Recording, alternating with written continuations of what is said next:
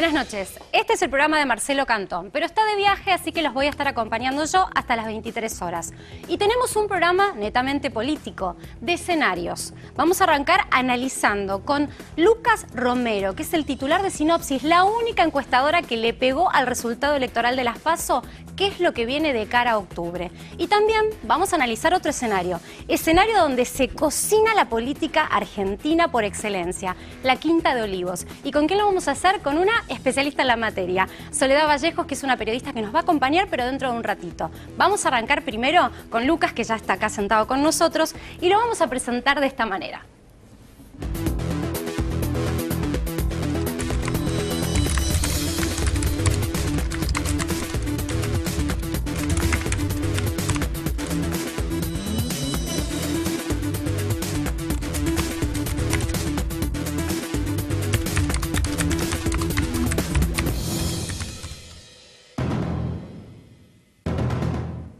Lucas, yo quiero que empecemos hablando de cuál es tu secreto, porque fue la única consultora que acertó con el resultado casi de un empate técnico electoral de las PASO.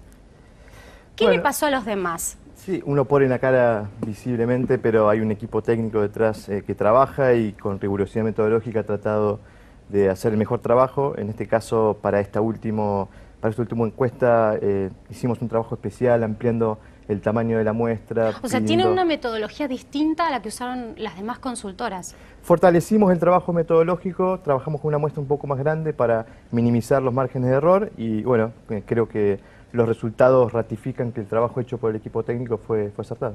Y yo sé que tiene que ver con tu trabajo, pero ¿crees que estas mediciones todavía inciden en el manejo y el armado de la política? Sí, claramente las encuestas se han transformado en un instrumento político a través del cual los actores en pugna y en competencia tratan de incidir en la opinión pública, pero creo que, y en esto un poco la recomendación es rescatar el instrumento de la encuesta. La encuesta es un instrumento que proviene de las ciencias sociales y la encuesta nos dice lo que la encuesta puede decir. Las encuestas tienen márgenes de errores, rangos de incertidumbre muestral y creo que si uno le presta atención a esos aspectos, la encuesta nos va a mostrar seguramente una foto acertada de la realidad. Bien. Bueno, hay que resaltar también que tu encuesta se conoció 24 horas antes en el mercado financiero. El viernes anterior a las PASO hubo movimientos del tipo de cambio gracias a tu encuesta. O sea, realmente hoy sigue influyendo en el pensamiento de la gente, incluso a la hora de hacer negocios, una encuesta política.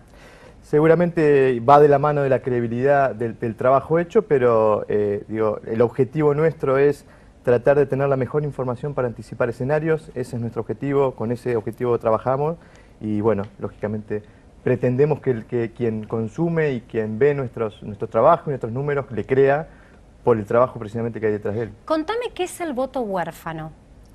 Bueno, pensando un poco lo que pueda suceder en octubre, ya las primarias pasaron, dejaron mucha información al electorado, información muy precisa respecto de cuál es el caudal electoral de cada uno de los actores en competencia, y analizando el escenario bonaerense, sobre todo, que es el escenario que está cautivando la atención de los analistas, proyectamos sobre octubre que quizás los movimientos puedan suceder, sobre todo del movimiento que pueda darse en tres grupos de votantes específicos. Uno de ellos es el voto huérfano, nosotros lo llamamos así porque son aquellos votantes que eligieron fuerzas o una oferta electoral en las primarias que no logró superar el piso de 1,5 exigido por la ley y que deberán elegir una nueva oferta electoral. Estamos hablando, por ejemplo, de los sectores de izquierda. Exactamente, son aproximadamente 300.000 votos. Si uno toma y analiza cuál es el componente de esos 300.000 votos huérfanos, va a encontrar que el 70% son votantes de partidos de izquierda, con lo cual allí uno debería pensar que la tendencia es levemente favorable a Unidad Ciudadana en su competencia con Cambiemos, porque claramente ese 70% de votantes de izquierda que deberá elegir una nueva oferta, por afinidad ideológica, seguramente se va a inclinar o por la oferta del Frente de Izquierda de los Trabajadores, que es la única oferta de izquierda que quedó en pie, o por la oferta de Unidad Ciudadana, que por afinidad ideológica de alguna manera podría ser un destino posible de esos votantes. Y también hay otro concepto del que hablas vos, que es el voto nuevo. Bueno, el otro grupo de votantes... ¿Qué es eso y de dónde surge esa comparación? Haces una comparación con 2015, ¿no? El otro grupo de votantes que pudiera tener una incidencia determinante en lo que sucede en octubre van a ser los votantes nuevos. Si uno mira los antecedentes desde que tenemos primarias en la Argentina, y esto es las últimas 3 elecciones, los niveles de participación en las elecciones primarias siempre estuvieron por debajo de los niveles de participación en las elecciones generales.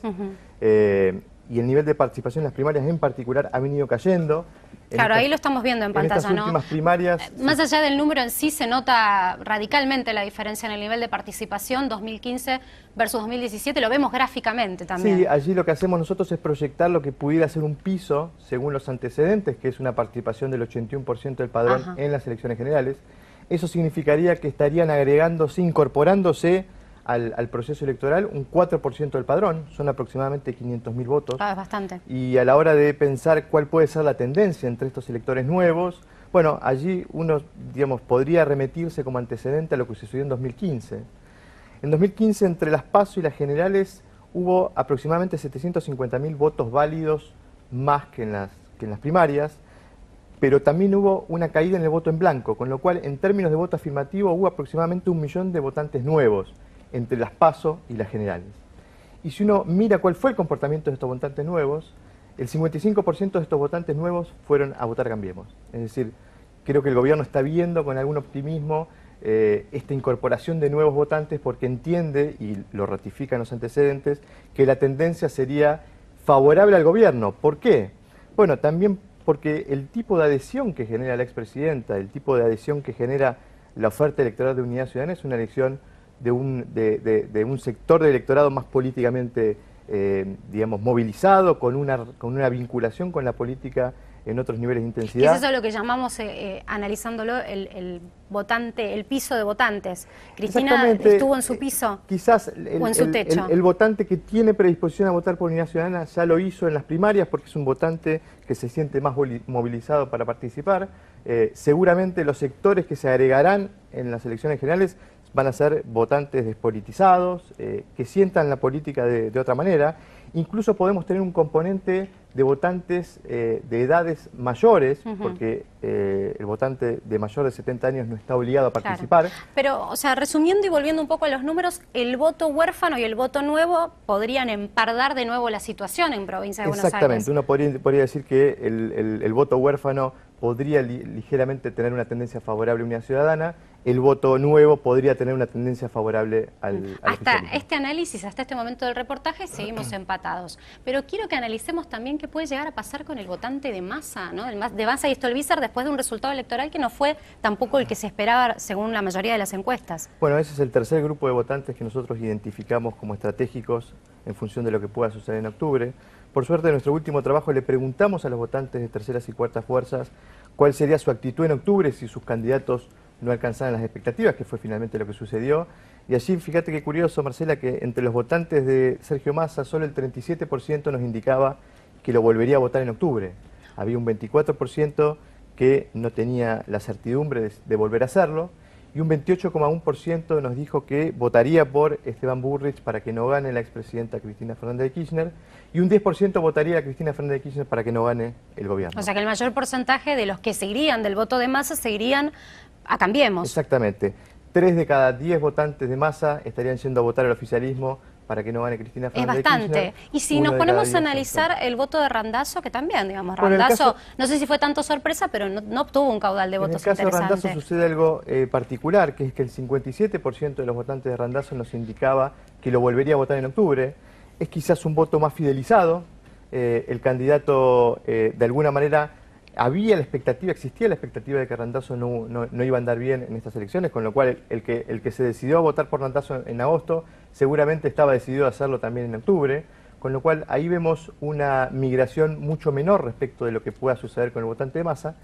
Y en términos de a qué lado pudieran migrar esos votos que puedan migrar, el 14% nos decía que votaría a Esteban Bullrich para que no gane Cristina Fernández de Kirchner, y un 17% de los votantes de Randazzo nos indicaban que podrían votar a Cristina Fernández de Kirchner para que no gane el gobierno. Muy parejo lo de Randazzo también. En el caso de Randazzo, sí. Seguramente dentro de ese 57% de voto fidelizado hay un votante que tiene cierta afinidad con la oferta electoral de Unidad Ciudadana, pero es un votante que permanece en ese espacio. Y bajo tus conclusiones y según estos análisis que bien argumentás, ¿qué va a pasar en octubre? Bueno, lógicamente que de por medio está la campaña, habrá que ver qué dinámica tiene la campaña, cuáles son los temas que dominan la agenda pública y del debate electoral, pero ateniéndonos al análisis que uno puede hacer de estos tres perfiles de votante, uno podría decir que el oficialismo tiene un techo mucho más alto para crecer que el que tiene Unidad Ciudadana, y uno podría proyectar entonces que las tendencias en función de estos tres grupos de votantes son favorables al oficialismo en detrimento de Unidad Ciudadana, ¿no? ¿En la provincia de Buenos Aires también? Sí, esto es un análisis en la provincia de Buenos Aires, el análisis de la situación en la provincia de Buenos Aires. O sea que Cristina podía quedar relegada a un segundo lugar en la elección definitiva. Esas son las tendencias que hoy nos muestran, digamos, los números previos y el análisis de los antecedentes. Habrá que ver qué sucede en la campaña, pero estamos proyectando que el escenario va a ser un escenario ajustado, no más, una distancia no mayor a 5 puntos, pero estamos viendo que la tendencia es favorable al oficialismo. ¿Cómo juega el condimento económico? Porque en un principio parecía que iba a ser influyente al máximo y hay analistas que dicen al final el voto del bolsillo no fue el que predominó. Sí, nosotros estamos viendo que hay un sector del electorado que sigue teniendo los factores económicos como determinantes del voto, y sigue habiendo una percepción negativa de la situación económica actual respecto de la del año pasado. Pero quizás gran parte de esos votantes que tienen al factor económico como un factor determinante de su voto son votantes que no han votado por el oficialismo. De alguna manera el oficialismo tiene todavía terreno por crecer, y si la economía efectivamente, como el consenso de los economistas indica, muestra mejores indicadores en octubre de los que pueda mostrar hoy, seguramente será un factor menos determinante en donde el gobierno puede encontrar un techo para seguir creciendo. Y este concepto que utiliza Cristina también, ¿no? Bueno, la mayoría no los votó. ¿Qué significa para Cambiemos? ¿Tienen escenario, por ejemplo, para ir contra medidas radicales que cambien el escenario económico, una reforma previsional, una reforma laboral, una tributaria, medidas poco simpáticas o populares desde el punto de vista también económico? ¿Cómo tendría que analizar Cambiemos un resultado electoral favorable? Creo que no hay forma de que el gobierno construya un relato de triunfo o convenza a la opinión pública de que sale fortalecido este proceso electoral si no es con un triunfo en la provincia de Buenos Aires. Esa es una primera condición.